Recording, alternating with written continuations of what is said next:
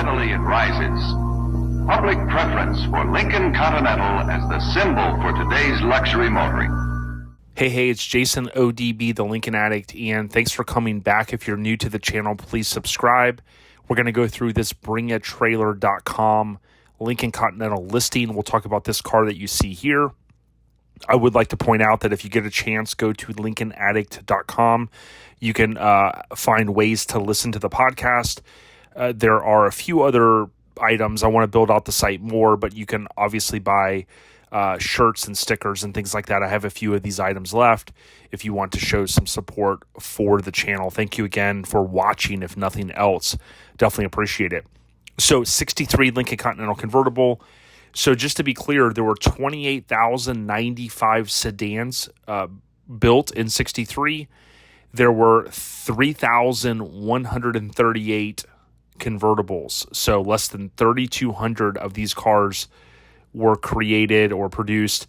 The convertible price originally was $6,916, and it comes in at it weighs 5,360 pounds. So gives you a little bit of insight into low production car overall, especially the convertible model, and the weight, again, just a little over 5,000 pounds.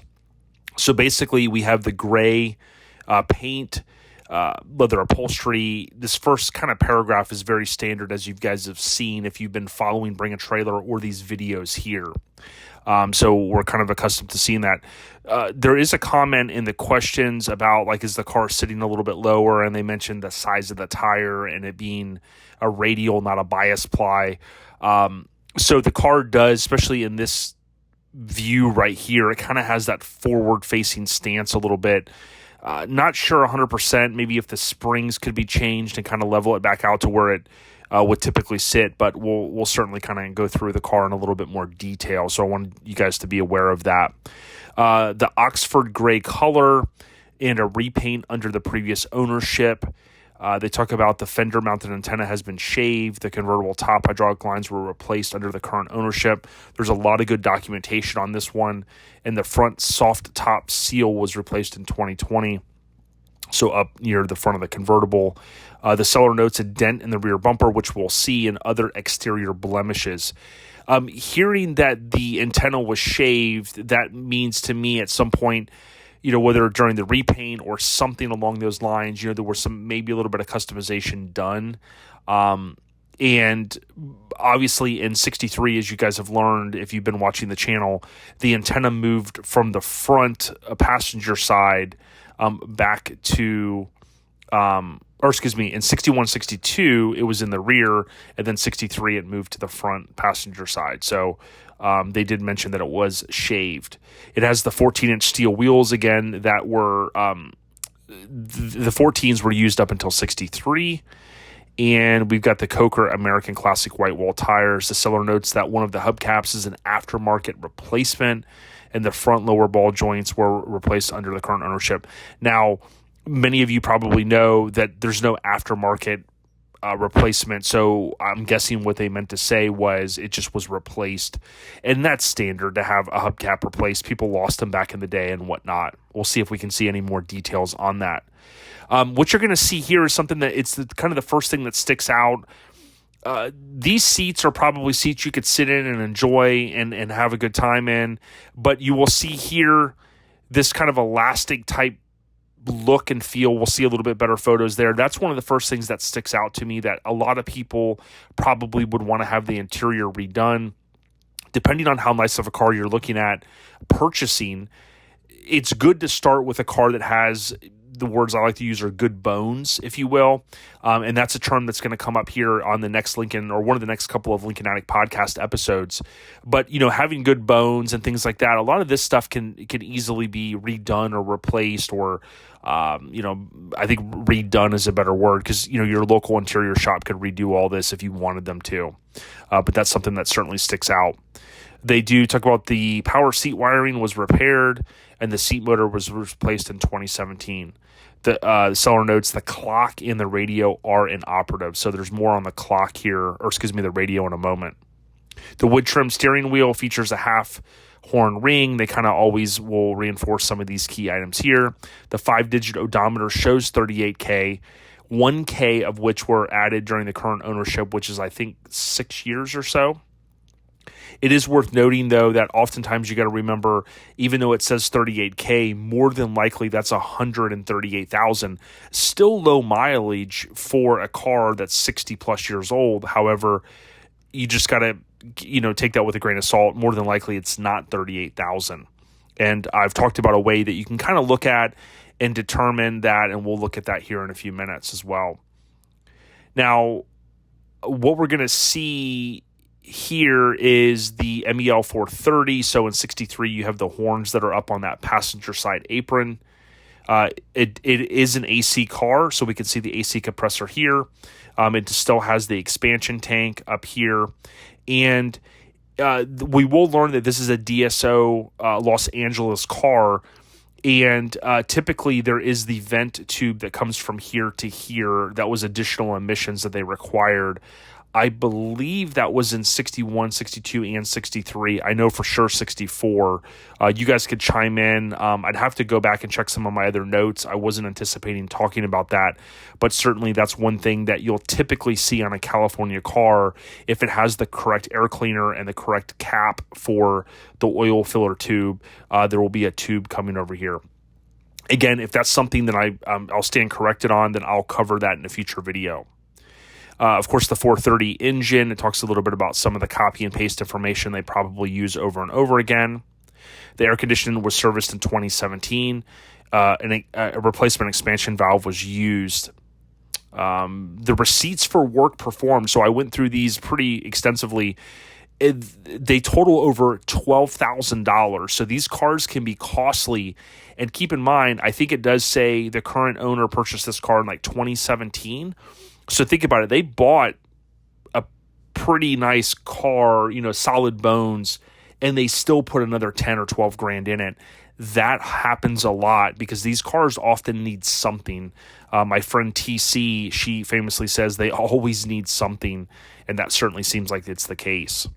Power sent to the rear wheels through the dual range speed automatic transmission. Additional work in 2017 included rebuilding the steering coupler and replacement of the steering column, upper bearing, and collar. This sentence is important because you'll see in the paperwork, we often talk about not leaving these cars and other Ford models, in like an idle state while you exit the vehicle. And the reason for that is not just these Lincolns, but other Ford products as well. They're known to kind of fall into reverse and, take off basically.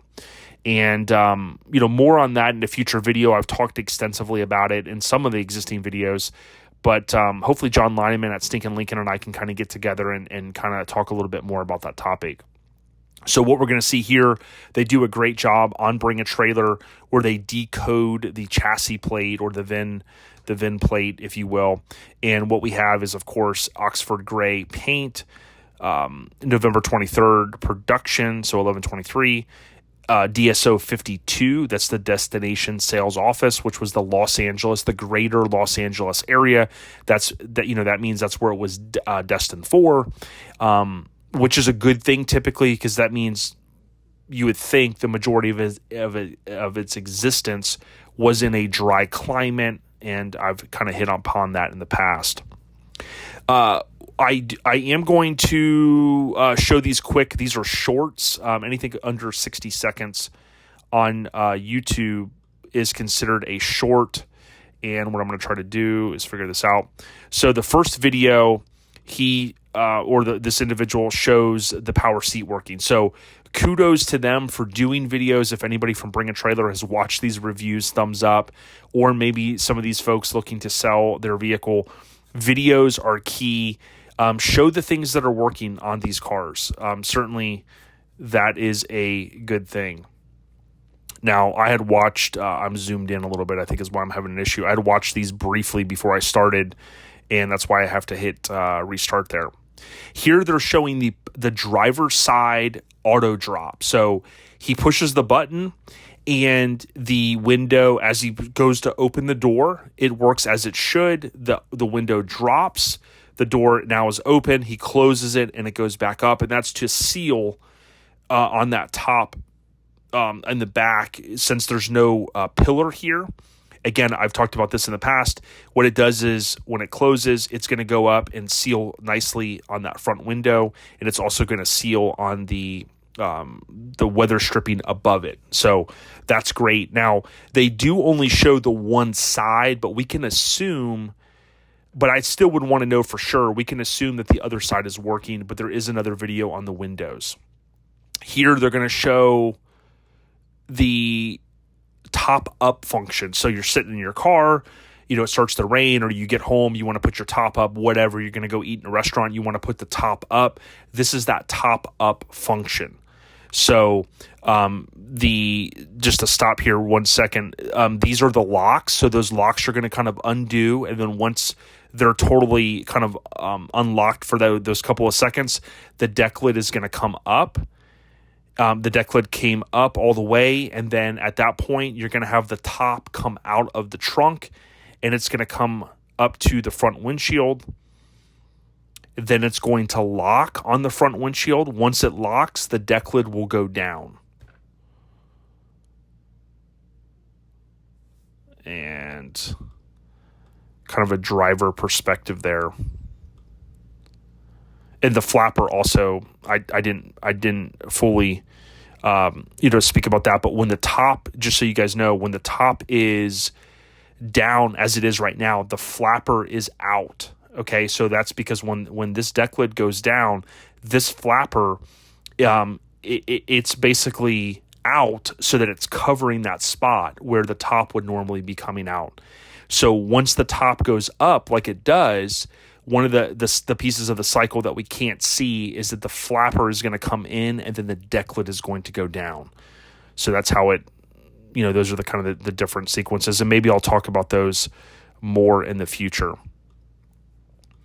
if I can figure out what I'm doing here. Okay, here is a short 39 seconds, and this shows the vent windows. They are power, and you know that they're power. I think in 63, I get this confused. I think that they were all power in 63. But the only way to really know, like let's say you have a 62, most of them in 62 are manual. I do believe, I talked to TC at Lincoln Land, and I do believe that they confirmed that in 62, the late model years, there was an option for the manual, or for the electric. And we can tell that these are electric because there is not the little handle there to twist to open these vent windows. So they're going to show all of the windows working. Now, again, they're not showing the auto drop on the rear passenger side. If I was looking to buy this car, I would want to confirm that, hey, you did a video on the one side, the driver's side. It looked like the auto drop was working great. Thanks for doing that. Oh, by the way, can you shoot me a video, or can you, confirm if it's working the same way on the other side, right? So that's how you want to approach that. Okay, let's look at the meat and potatoes on this. So basically, you have a front three-quarter shot. There's a couple things that are going to drive people crazy. Number one, you look at the top material and you kind of go, it's not that tight finish that you would hope, but if you have a good upholstery place in town and that drives you crazy, you can always get the top redone if you really wanted to. You can buy the top material from someone like Wallace in Florida, and I'll talk more about him in the future, but he makes some of the best convertible tops. Those are around $1,000, and then you have to have someone to install it. The other thing that sticks out is a lot of people are not going to like these choice of tires. It's simply a preference. And, some people don't like the quote wide white wall tires. These cars did come with a certain size white wall on them. And you're going to have, whether it's a purist or someone that maybe just wants to have something more original, they're going to want to swap these out. And certainly that's something that you can do. The other thing that sticks out to me, and I'm going to give you guys this like little tip and trick on what you can do, is if you look here, there's no stainless molding here on the front or rear that go around the wheel openings. And there's also no piece, the stainless, that goes all the way down the car right here. All right. So I sometimes get caught up on this because you go, well, hey, are you sure that they were there for those years? and I question myself sometimes. I'm like, yeah, I'm pretty sure I look at these cars a lot. You can go on Bring a Trailer or just go on Google and you can search 1963 Lincoln Continental. Do a Google image search, and I looked for one of the first ones that came up was a Bring a Trailer listing. This is from several years ago, an $8,000 sedan. And take a look at it. You can see the trim right here. You can see the trim that goes down the side, and that helps to kind of mitigate if you're scratching your head like I do oftentimes when I'm doing these reviews or just looking at cars in general. I'm like, maybe they did change that. This, again, clarifies that the trim was here and this piece here. So going back to the car that we're talking about, is some of those things would drive me a little crazy. I think it would drive some people crazy. They would want to have those pieces there. So that's something to keep in mind. We can see the front straight on shot. To me, the bumpers look good. We can see up in here this front cross member, so to speak, that always kind of hangs just a tad below the bumper. That looks good from what we can at least see here. I like to look here and see, again, you guys have seen me talk about some of the gapping and, to see what it looks like. And we're seeing that the trim is here. Saw a car recently that was missing this. So it's good to know that what we can see here is everything is there, at least on the front end. Now, again, if you look at this front three-quarter shot, I've been around lowrider cars and low trucks and things like that a very long time, okay? I appreciate custom Lincolns and I appreciate stock Lincolns. This thing is kind of marauding as a factory Lincoln, but if you look at the stance of it, something just doesn't look right. So it probably is a combination of the tires. What I would tell people too is, someone told me this years ago. They said, look, if you get one of these cars, you can buy new leaf springs and you can buy new coil springs, right? And that in itself is going to help. Like, these cars are 60 plus years old. So if you go put new shocks, new coil springs, and new leaf springs, I mean, it's going to ride like it was all those years ago. Of course, the seat that you're sitting on plays a little factor in that. So, there's a few more pieces, but you kind of get the point that I'm making there. Again, the stance of this car has a little bit of what they call a rake, and it's like the front end is just down a little bit more than a stock Lincoln would be. And again, it could just be the tires, coil springs, things like that. You can see a little bit better view here. So far, what I'm seeing is it does look like a nice driver car. There's some things that we're not going to be able to really dive into unless we see this car in person. And when I start to hear that the antenna was shaved, meaning that it was removed and the hole was filled in, and then some of these pieces are not here, it makes me think like, okay, did the body shop, was it an afterthought? Did they have trouble bolting these pieces back on? Is there a lot of mud? Is there a lot of... I know Bondo is the brand. Everybody uses the word Bondo. But, is there a lot of mud behind it? What's going on here? And what we can see here is, this isn't a super clean edge in here. And again, this might be being very nitpicky, but what I would caution anybody on this car is just to make sure that there isn't something hidden underneath here, okay? That's what I would kind of warn you on. We can see the normal dents and dings here on the bumper ends, and then they did mention this one here. A lot of the stuff can actually be pulled out, but it's going to take time. It's going to take a little bit of money, and depending on what your budget is, that's not always going to be in the cards, so to speak.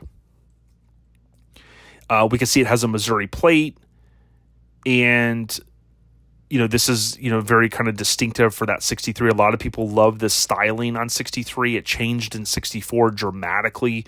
The whole rear of the car changed in terms of the appearance. But 61, 62, 63, very similar. 63 is very sought after. Again, to me, this, it's a great view here, kind of a money shot. These cars are just really nice or really elegant, but you always have to draw that line on what do you want. Do you want a car with good bones? Do you want a car that's a concourse car that we're going to talk more about on the upcoming episode of the podcast? Do you want a car that's like this that you can maybe get in and drive, but you want to, over the course of 5 or 10 years, bring up the status of it? You have to make that decision.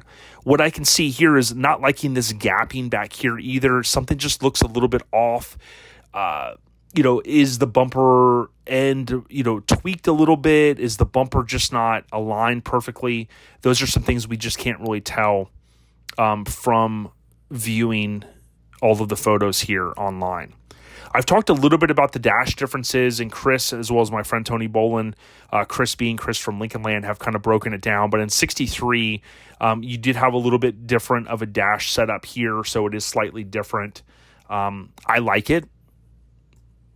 To be personally honest with you guys, see the reflection of what it appears to be probably the owner there.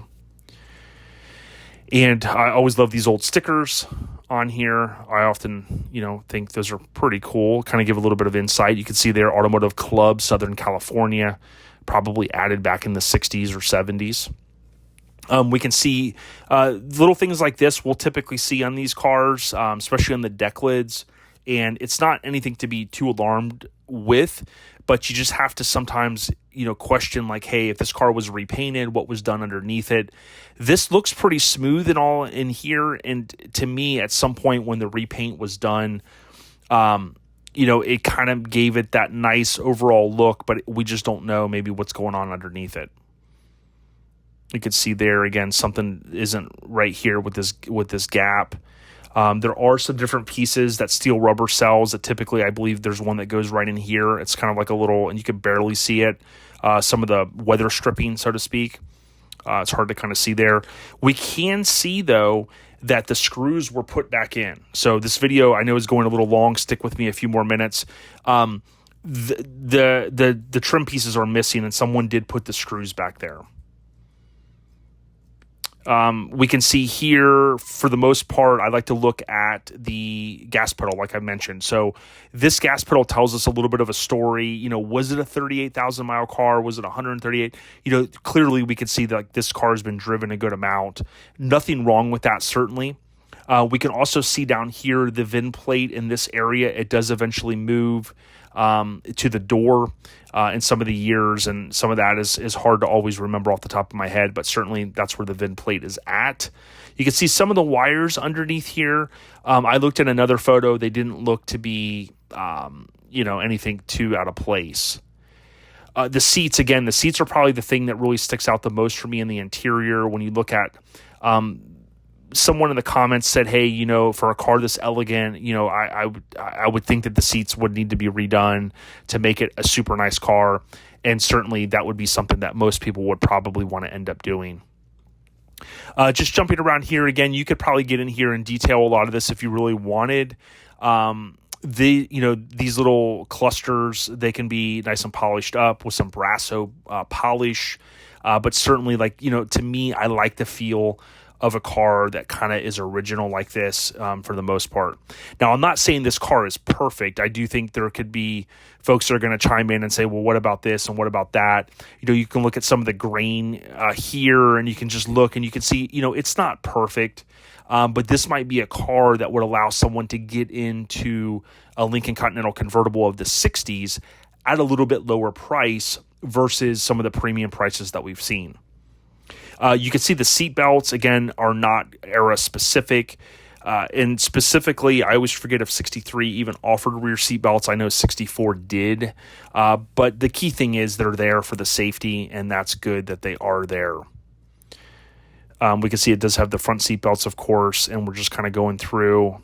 You could probably get in here with some leather conditioner and make the seats look a little bit better. They did do some detail photos inside. Kind of here's the door. So this is how you adjust the mirror. You're kind of looking in here. You're seeing like a couple little screws missing. There is a little piece that goes there. And again, some more detail. The dinginess of the trunk often is what you're going to see. You can buy an entire carpet kit for these to make it look a lot nicer. And you can see the top. It is typical to see this kind of like little surface rust here. You could spend time cleaning all this up and painting this if you really wanted to and do all those little detail things. It's certainly up to you. This is what the rear passenger quarter panel looks like. So you've got your all of your different items in here for the convertible top. We could talk more about it in a future video. And I do believe, I could be wrong, but I do believe this is a John Cashman sticker.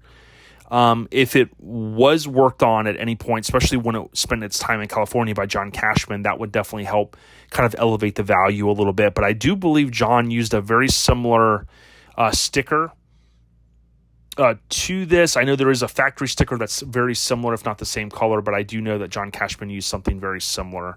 John's since retired, of course, from working on these cars.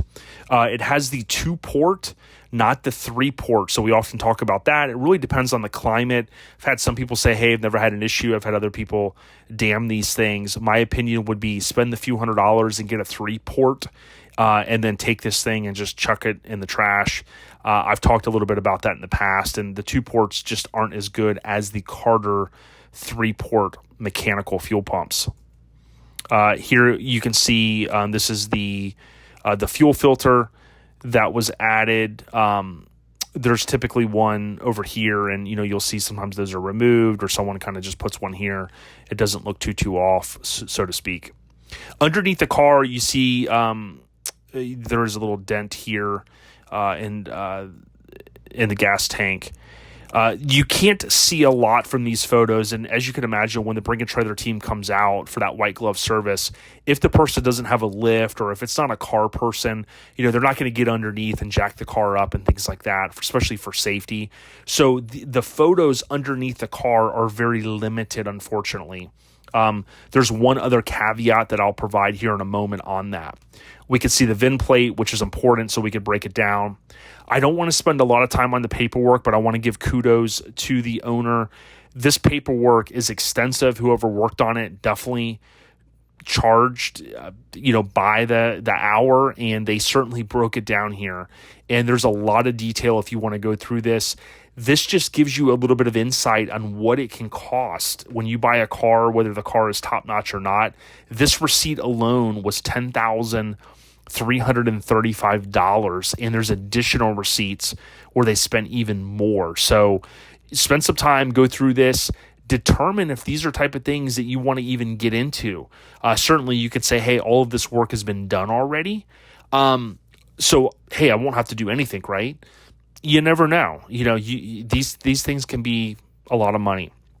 Lastly, in the comments, there's a lot going on. There's people chiming in. There's just kind of, retired people probably coming in here and throwing people off on different tangents and stuff. And I'm like, okay, some of this stuff is a waste of time. But the seller did reinforce that he purchased this car from Unique Classic Cars, and he provided the link in the comments.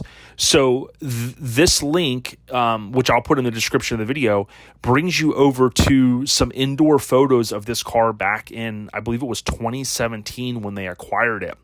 There's still some things you could see. Again, they're missing some of the trim and whatnot. The car looks really good here, kind of a little bit under some lights, indoors and whatnot, but it gives you some perspective of what the car looked like seat-wise and everything else-wise back, just 6 years ago or so. But that's one thing I wanted to point out to everyone. What do you guys think? Do you think it's going to go for 40, 50 grand or more? I think the color is desirable. Some people get sick of black, but they want a dark color. This color, I think, is a solid color.